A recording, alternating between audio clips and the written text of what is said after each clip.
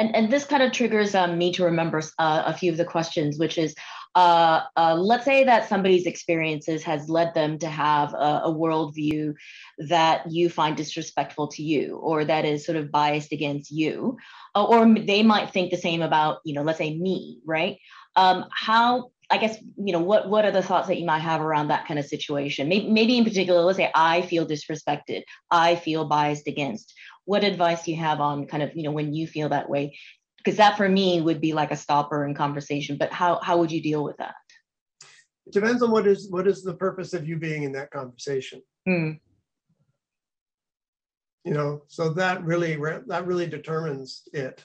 If your interest is in helping them to see the limits of their perspective, right?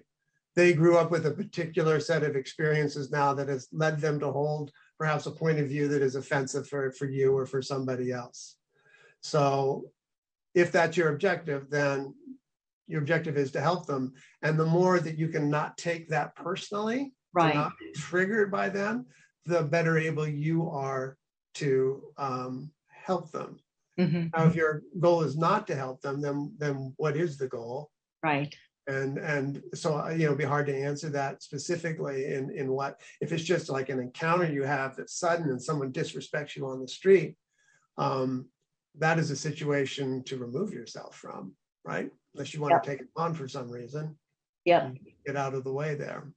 Yeah, no, that's a good point. Depends on kind of like what what the situation, because there's no kind of like one way that's right the whole time.